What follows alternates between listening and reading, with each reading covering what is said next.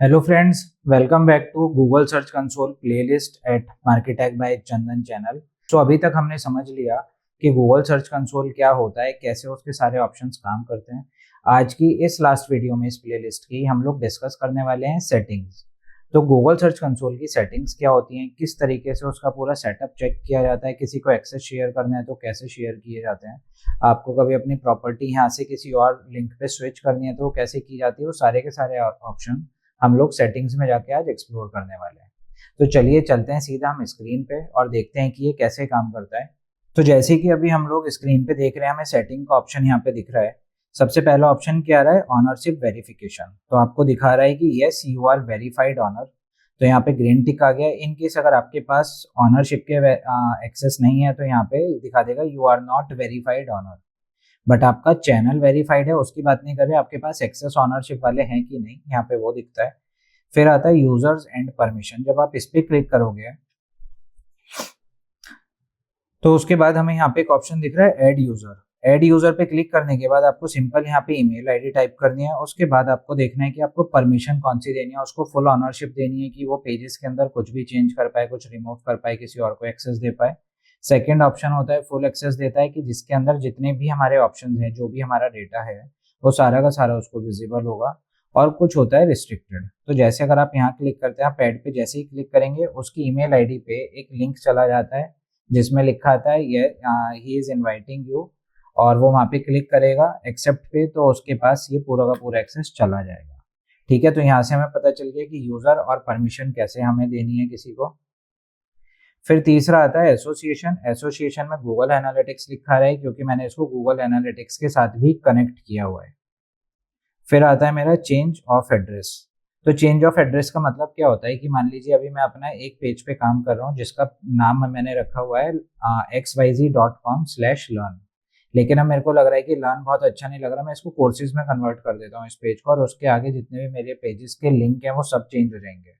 अब जैसे ही पेज के लिंक चेंज होंगे तो आप समझिए कि गूगल क्या बोलेगा कि उसके लिए अब ये नए पेजेस हो गए, और जो पुराने वाले पेज थे उस पर 404 एरर आना शुरू हो गया क्योंकि आपने यूआरएल यहाँ पे चेंज कर दिया। अब उन सबसे बचने के लिए हम उसमें यूज करते हैं 301 रीडायरेक्शन।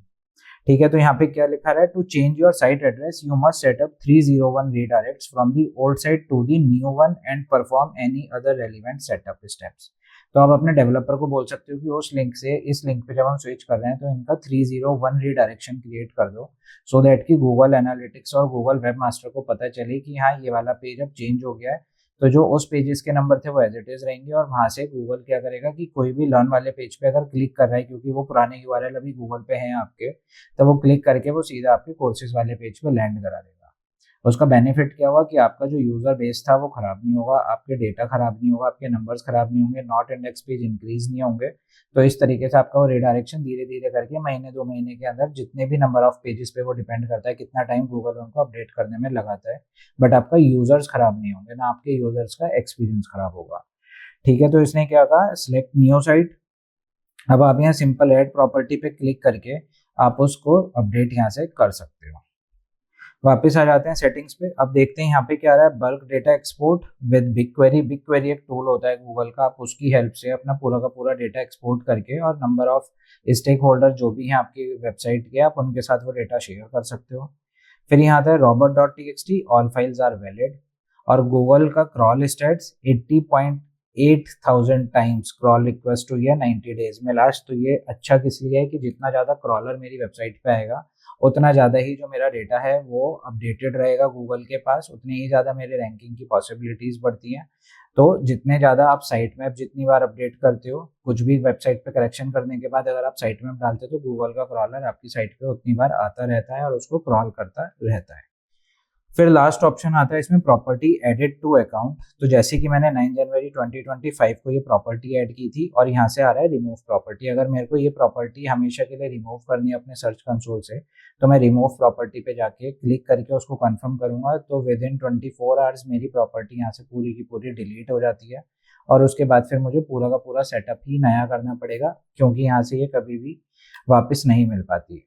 सो ये आज की हमारी क्लास थी गूगल सर्च कंसोल की लास्ट। किसी को कोई भी क्वेरी है, किसी को सेटअप में इशू आ रहा है, किसी को डेटा में इशू आ रहा है, तो वो कमेंट बॉक्स में लिख के मेरे से चैट कर सकता है।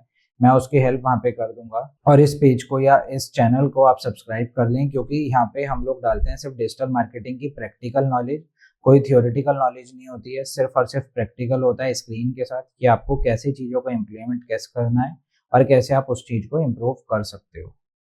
तो इस वीडियो को लाइक करना, कमेंट करना और शेयर करना मत भूलना। और आप चाहो तो पूरी की पूरी प्ले लिस्ट को मैंने सारे के सारे लिंक डिस्क्रिप्शन में डाल दिए हैं और आप वहाँ से चेकआउट कर सकते हो। तब तक के लिए थैंक यू सो मच।